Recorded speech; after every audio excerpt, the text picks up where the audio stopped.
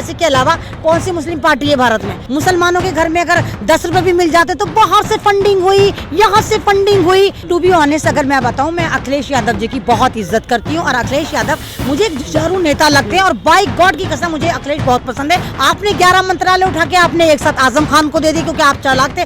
तो सवाल ये उठता जब मायावती समाजवादी के साथ नहीं बीजेपी के साथ ही बनाई ना, मायावती जी ने बनाई है बीजेपी के साथ भी 20 सीट लाके। वो वहाँ के चीफ मिनिस्टर नहीं बनेंगे या कोई मुसलमान नहीं बनेगा, लेकिन हाँ ये होगा कि एक ऐसी पार्टी में आ जाएंगे शायद कुछ मंत्रालय उनको मिल जाए।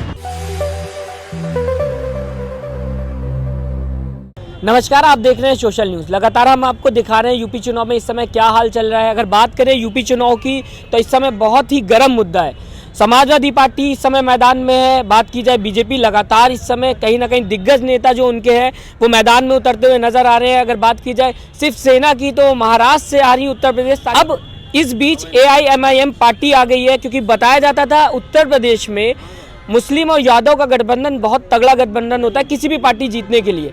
फिलहाल अब मुस्लिम कहीं ना कहीं AIMIM में जाते हुए नजर आ रहे हैं, तो क्या इससे वोट कटते हुए नजर आएंगे? और इसी को लेके हमारे साथ MN रिजवी जी मौजूद है, उनसे बात करेंगे इसी टॉपिक पे। कि अभी बात की जाए ओवैसी जी लगातार स्पीच दे रहे, काफ़ी मुस्लिम एरिया में जाते हैं, तो क्या मुस्लिम को ही प्रभावित करना ये सही और इससे वोट कटते हुए नजर आ रहे हैं? नहीं, पहले तो आप ये बताइए कि अगर ओवैसी साहब ने एक पार्टी बनाई तो आपने क्या उसमें ऑब्जर्व करा कि उसमें कोई नॉन मुस्लिम नहीं है? बेशक उनकी पार्टी एक मुसलमान नाम से होता है कि वो एक बाशर आदमी है, और दूसरी बात ये अगर वो मुस्लिम एरिया में नहीं जाएंगे तो क्या यादवों के इलाके में जाएंगे, क्या वो RSS के गढ़ में जाएंगे? जाहिर सी बात है अगर मैं मुस्लिम हूँ तो मैं पहले अपने समाज को जगाऊंगी, पहले अपने समाज के लिए काम करूँगी, फिर मैं तमाम अपने समाज को लेकर मैं दूसरे समाज के लिए काम करूँगी। अगर ओवैसी साहब उत्तर प्रदेश में बिगुल बजा रहे हैं, दस्तक दे रहे हैं, तो सवाल ये उठता है कि प्रॉब्लम कहाँ पर आ रही है, कहाँ प्रॉब्लम आ रही है? लोग इल्जाम लगाते हुए नजर आ रहे हैं ना। लोग ये कह रहे हैं कि बीजेपी की पार्टी बीजेपी हिंदुत्व के लिए काम करती है, मुसलमानों के लिए काम कर रहे हैं। कुछ तो लोग कहेंगे, लोगों का काम है कहना। जाहिर सी बात है कि इन लोगों को लग रहा था कि मुसलमान जो है उत्तर प्रदेश का आज तक जुम्मन मुसलमान था, वो दरिये बिछाता था, वो तालियां बजाता था। तो अब इन्होंने देखा कि 22% जो उत्तर प्रदेश का मुसलमान है वो ओवैसी साहब के कहीं ना कहीं उसमें आ रहा है। जब ओवैसी साहब जो बात करते हैं, ओवैसी साहब जो एक फैक्ट से बात कर रहे हैं, ओवैसी साहब जो कॉन्स्टिट्यूशनल तरीके से बात कर रहे हैं, तो वैसा बता रहे हैं कि आपका वोट कितना कीमती है। और आप जो 22 से 25% उत्तर प्रदेश में मुसलमान है, क्योंकि अगर आप भारत की तमाम स्टेटों में देखें तो सबसे ज़्यादा मुसलमान उत्तर प्रदेश में पाया जाता है, जहां पर 7% ठाकुर हैं, 9% यादव हैं और OBC SC ST मिलाकर 19% हैं। वहां अगर सबसे ज़्यादा तादाद में मुसलमान पाया जा रहा है 25%, और वो फिर भी दरिया बिछा रहा है। तो अगर कोई बंदा ये वाली बात आके बताए कि तुम दरिया मत बिछाओ, तुम भी भागीदारी करो, तुम भी अपना हक लो, तो उसमें कौन सी गलत? फिर वो 2021 में जी रहे हैं हम ना। अगर बात की जाए सेकुलर देश की, सेकुलर बोलते हैं हम, कॉन्स्टिट्यूशन में चलने वाली बात करते हैं कि हम उनकी राह पे चल रहे हैं। सेकुलर मैंने देखा किस तरह उमर गौतम का बेटा जो है अब्दुल्ला गौतम उत्तर प्रदेश से उठाया गया। हमने देखा कैसे सेकुलर होते हैं मुसलमान, कि मुसलमानों को लगातार टारगेट करा जा रहा है। मुसलमानों के घर में अगर 10 रुपए भी मिल जाते तो बाहर से फंडिंग हुई, यहाँ से फंडिंग हुई, है ना, इनके पास कोई पैसे नहीं पूछता है। तो ये तो ड्रामा हम देख रहे हैं कि उत्तर प्रदेश में मुसलमानों का जो थर्ड जेंडर बना रखा है ना, तो ये चाहते हैं कि मुसलमान वहाँ पे से तालियां बजाते रहे और वो थर्ड जेंडर बने रहे। अब इनके उड़द चावल इसलिए पक रहे हैं क्योंकि ओवैसी साहब ने कहा कि नहीं तुम एक प्लेटफॉर्म पर आ जाओ, तो सारी जिंदगी तुम तालियां बजाते रहोगे या सारी जिंदगी तुम जुम्मन मुसलमान बन के दरिया उठाते रहोगे। तभी सारी पार्टियां परेशान हैं। इनको पता था मुसलमान तो हमारी एक जेब में, दलित हमारी दूसरी जेब में। तो अब मुसलमान सुधरने शुरू हो गए, तो ओवैसी साहब ने उस वोट को जिंदा करने की कोशिश करी जो वोट देते ही नहीं थे।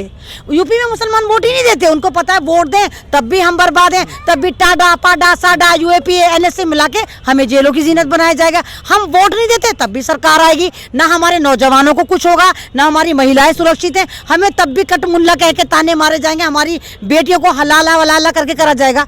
तो अगर ओवैसी साहब ने आके वोट की वैल्यू बताई, ओवैसी साहब ने उस मुस्लिम समुदाय के वोट को जगाया जो वोटिंग करता ही नहीं था, तो प्रॉब्लम कहाँ आ रही है? समाजवादी पार्टी दूसरी तरफ ये बोल रही है ना कि हम लगातार मुस्लिमों के लिए काम करते आ रहे थे। कितने इल्ज़ाम लगे समाजवादी पार्टी पे, तो जब इल्ज़ाम लग रहे समाजवादी पार्टी कर रही, तो इस बीच मुस्लिमों को क्या जरूरत थी? नहीं, वैसे तो मैं टू बी ऑनेस्ट अगर मैं बताऊं, मैं अखिलेश यादव जी की बहुत इज्जत करती हूं और अखिलेश यादव मुझे एक जुझारू नेता लगते हैं और बाय गॉड की कसम मुझे अखिलेश बहुत पसंद है, क्योंकि वो जिस तरह काम करते थे, जिस तरह उन्होंने लड़कियों को फीमेल फिटिसाइज रोका, लड़कियों को कोख में मरने से रोका, जिस तरह लड़कियों को लैपटॉप साइकिलें 20-20 हज़ार दी, जुमले में में नहीं दी, रियल में दी। और उत्तर प्रदेश के हर घर में लैपटॉप पाया गया क्योंकि लड़कियों को पढ़ाया गया, माँ बाप ने बच्चों के एडमिशन कराया कि 12वीं में आएगी, 10वीं में आएगी, 20,000 मिलेंगे, साइकिल मिलेगी। तो बहुत अच्छा काम करा अखिलेश जी ने, भी बहुत अच्छा काम करा। लेकिन अखिलेश जी आपने क्या करा था जब मुजफ्फरनगर में दंगे हुए थे, जब आप ही की सरकार में 4 दिन तक मुसलमान लगातार काटे जाते रहे थे जाठव द्वारा, आपने क्या करा था? और अब देखिए जब इनकी सरकार आ गई है योगी जी की, 170 लोगों को बाइज्जत बरी कर दिया। तो अगर आप ये कह रहे हैं कि आपने मुसलमानों के लिए बहुत कुछ करा, आपने करा होगा लेकिन बहुत कुछ नहीं करा। आपने 11 मंत्रालय उठा के आपने एक साथ आजम खान को दे दिए क्योंकि आप चालाक थे। आपको पता था कि अगर 11 मुसलमानों को दिए गए तो 11 मुसलमान मजबूत हो जाएंगे, तो सारे मंत्रालय एक मुसलमान को दे दो। और अब 11 मंत्रालय जेल में पड़े हैं और कोई कुछ नहीं बोल रहा। आजम खान के लिए कौन आवाज उठा रहा है? आज भी तो समाजवादी पार्टी में है ना आजम, वो तो रहेंगे, अब वो जेल में से तो रिजाइन करेंगे नहीं। उनकी आपको अगर आएंगे तो रिजाइन कर देंगे? नहीं तो कर देना चाहिए उनको। आप बताइए पार्टी क्या कर रही है? आजम खान ने ऐसा कौन सा जुर्म करा था? आजम खान की पहचान क्या थी? आजम खान की पहचान समाजवादी पार्टी थी और समाजवादी की पहचान आजम खान थे। तो आजम खान पे ही कार्रवाई क्यों? क्योंकि वो मुसलमान थे, वो एक सिंबॉलिक मुसलमान थे। लगे ना उन पे काफी इल्जाम लगे। इल्जाम नहीं लगे, उनकी गलती ये है कि उन्होंने एक गुनाह कबीरा कर दिया कि उन्होंने एक यूनिवर्सिटी बनाकर लोगों के हाथ में किताब और कॉपी पकड़ा दी। तो उन्होंने यूनिवर्सिटी अपने लिए तो नहीं बनाई थी। जो गेट है उसका, यूनिवर्सिटी का गेट है, वो भी तो कहीं ना कहीं सरकारी संपत्ति में तो एक बात तो बताइए, भारत में कोई लीगल संपत्ति बता दो ना तुम। तमाम के तमाम ये लीगल इलीगल लेते हैं, मंत्री रिटायर हो जाते हैं, मर जाते हैं, खप जाते हैं, MP नहीं रहते, MLA नहीं रहते, सरकारी धरोहर पर नाक बन के बैठे रहते हैं। तो सिर्फ इलीगल प्रॉपर्टी आपको उन्हीं के पास नजर आती है, और वो भी अपने घर के लिए नहीं थी। अगर आजम खान ने एक यूनिवर्सिटी बनाई तो वो लोगों के लिए बनाई, गरीबों के लिए बनाई। तो सिर्फ गेट इलीगल है, तो गेट इलीगल आपको अब नजर आया जब आपको देख रहे हो कि नया चुनाव आने वाला है, तो आपको अब इलीगल नजर आए क्योंकि आपको पता है कि आप हिंदू मुस्लिम राजनीति करेंगे, आप मुसलमानों को टॉर्चर करेंगे, आप मुसलमानों की मॉब लिंचिंग करेंगे, आप मुसलमानों की मस्जिदों को शहीद करेंगे, आप दूसरी पार्टियों को टारगेट करेंगे और कहेंगे कि हाँ भाई हम वैसे सेकुलर हैं, लेकिन सबसे ज्यादा दुश्मन उत्तर प्रदेश में जो BJP सरकार है वो मुसलमानों के, दलितों की ही है। अगर बात की जाए, इस समय ये बात कह रहे हैं कि अगर बात करें मायावती की पार्टी कहीं ना कहीं दलितों को लेकर चलती थी।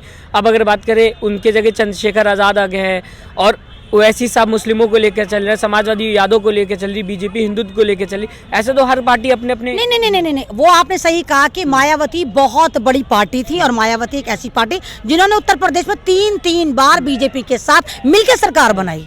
तो सवाल ये उठता जब मायावती समाजवादी के साथ बनाई, नहीं BJP के साथ ही बनाई ना, मायावती जी ने बनाई है BJP के साथ भी।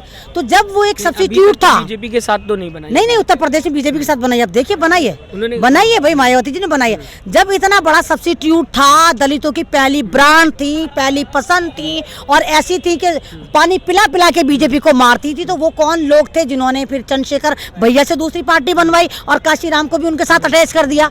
तो क्या ये B पार्टी नहीं हुई? आप दलितों के वोट नहीं काट रहे, दलित वोट, मुसलमान वोट भी आज भी मायावती जी के साथ हैं बहुत सारे। तो आपने क्यों पार्टी बनाई? फिर आप वहां पर चंद्रशेखर की पार्टी को B टीम क्यों नहीं कह रहे? नहीं, जहां पर कोई मुसलमान अपनी पार्टी बनाता है वो भी इकलौती पार्टी। आप बताइए ना, ओवैसी के अलावा कौन सी मुस्लिम पार्टी है भारत में? और मुस्लिम कह के भी इसको बदनाम करा जा रहा है। आप बताइए, आप तो खुद कवर करते हो, क्या ओवैसी साहब के मंच से कोई नॉन मुस्लिम नहीं बात करता? वो आप देखिए डासना मसूरी में एक लड़की नहीं बोल रही थी, वो मुस्लिम है। तो इनकी पार्टी में नॉन मुस्लिम भी बहुत ज्यादा है, ये तो इल्जाम है। अगर आप ये वाली बात कहें कि ओवैसी साहब B टीम है, C टीम है, D टीम है, लेकिन बात तो सिर्फ मुसलमानों की होती है ना। अगर बात की जाए तो मुसलमानों की नहीं होती, सिर्फ मुसलमानों वाली बात को लाइमलाइट कर दिया जाता है। इस वक्त आप देखिए भारत में मुसलमानों को मैं बार बार कह रही हूँ कि 3rd जेंडर से ज्यादा इनकी औकात नहीं रही। तो जाहिर सी बात है, जो मरती हुई कौम है, जो सबसे ज्यादा जुल्म का शिकार है, जिनके नौनिहालों को मॉब लिंचिंग करके मारा जा रहा है, त्रिपुरा में आग लगाई जा रही है, मस्जिदों को टारगेट करा जा रहा है। आप देखिए मौलाना कलीम सिद्दीकी को उठाकर जेल में डाल दिया, उमर गौतम साहब को डाल दिया, उनके बेटों को डाल दिया। तो क्या वो उस कौम की बात नहीं करेंगे? यही सारे असर देखते हो, इन्हीं का असर जो उत्तर प्रदेश चुनाव में लग रहा है आपको पड़ रहा है, जो AIM पार्टी मुसलमानों को अलग करने की बात कह रही है। मुसलमानों को अलग करने की बात नहीं कही ओवैसी साहब की। मैं ओवैसी साहब की पार्टी से हूँ ना, हो सकता है मैं इन फ्यूचर उनकी पार्टी में जाऊं, लेकिन जहां पर हक की बात होगी मैं हक की बात करूंगी। मेरा कोई पॉलिटिकल कैरियर नहीं है, नेता भी नहीं, तो कुछ नहीं हूँ, लेकिन हाँ पॉलिटिकल एनालिसिस कर देती हूँ, थोड़ी बहुत बुद्धि है मेरे पास। तो अब एक बात बताइए, ओवैसी साहब ने कब कहा कि मैं मुसलमानों का योगदान करूंगा, मुसलमानों का उत्थान करूंगा, मुसलमानों को बिजनेस दूंगा? मन से आवाज तो आती है कि मुसलमानों को एक हो जाना चाहिए। ओए मन की बातें सिर्फ मोदी जी की होती है, उन्हीं के मन से निकलती है। बाकी भारत के 140 करोड़ के पास तो मन ही नहीं छोड़ा, तो कौन से मन से आवाज आती है जो ये सुन लेते हैं? मंच की बात अगर मैं नहीं, मंच में से भी नहीं आती। मंच में से भी वो जय जय भीम किसने फाड़ा था बिल? एनआरसी का बिल ओवैसी साहब ने पार्लियामेंट के अंदर जय भीम करके पढ़ा था कि हम जय कर रहे हैं अंबेडकर की और हम जय कर रहे हैं अपनी पार्टी की। तो वो तो दलितों की बात करते हैं, वो तो दलितों को साथ लेकर चलते हैं। उन्होंने कब कहा कि नहीं दलित मेरी पार्टी में नहीं आए, पंडित मेरी पार्टी में ना आए, यादव मेरी पार्टी में ना आए? कब कहा उन्होंने? क्या लगता है इस बार आपको, क्योंकि अगर बात की जाए AIMIM पार्टी अलग लड़ रही है, समाजवादी अलग लड़ रही है, बीजेपी पूरी पावर लगाते हुए नजर आ रही है, बीजेपी तो स्ट्रांग नजर आ रही है, क्या लग रहा है क्या इसका असर बीजेपी पे नहीं पड़ेगा? नहीं, एक बात तो बताइए, उत्तर प्रदेश में मुसलमानों के पास कितनी सीटें हैं? उत्तर प्रदेश में 415 सीटें हैं टोटल, 403 है और उसमें 125 सीट नियर अबाउट वहाँ पर मुसलमान फैसला कर सकता है। तो अगर 125 सीटों में मुसलमान वोट भी ना करे तो क्या उत्तर प्रदेश में सरकार नहीं बनेगी? तब भी बनेगी। तो ये क्या दिखा रहे हैं गुटरगू के ओवैसी आ गया, मुसलमान आ गए, वोट कट गया। आप भी बताइए, जितने मायावती जी के पास मुस्लिम वोट है क्या वो ओवैसी साहब खींच लेंगे? मर के भी नहीं खींच सकते। जो लोग अखिलेश के साथ लटके रहे मुसलमान, वो दुम छल्ले वहीं लटके रहेंगे, मरकर भी जुदा नहीं कर सकते। जो मुसलमान बीजेपी के साथ जुड़े हुए वो बीजेपी भक्त है। तो फिर ड्रामा कहाँ पर कर रहे हो आपके भाई मुसलमान को तोड़ने की बात? मुसलमान तो ऑलरेडी टूटा हुआ है, बिखरा हुआ है, न ये एक होगा। ओवैसी साहब बहुत तीर मारेंगे, 20 से ज्यादा सीट ओवैसी साहब फिर भी नहीं लेकर आएंगे। 100 सीटों पे लड़ रहे हैं और 20 सीट भी अगर वो लेकर आते हैं तो ये बहुत बड़ी कामयाबी होगी। 20 सीट लाके वो वहाँ के चीफ मिनिस्टर नहीं बनेंगे या कोई मुसलमान नहीं बनेगा, लेकिन हाँ ये होगा कि एक ऐसी पार्टी में आ जाएंगे, शायद कुछ मंत्रालय उनको मिल जाएं। बहुत बहुत शुक्रिया हमसे बात करने के लिए। इन्होंने बताया कि उत्तर प्रदेश चुनाव में जिस तरीके से AIMIM पार्टी लड़ रही है, फिलहाल कहीं ना कहीं ज़्यादा सीट तो नहीं, लेकिन इतनी सीट लाने की उम्मीद है कि उत्तर प्रदेश में इस बार जो बहस होगी उसमें कहीं ना कहीं मुस्लिम जो पक्ष है वो भी हकदार होगा, मुस्लिमों की भी बात सुनी जाएगी। ऐसा ओवैसी साहब भी लगातार कहते हैं अगर हम जीतते हैं तो हम मुस्लिमों की आवाज़ भी उठाएंगे।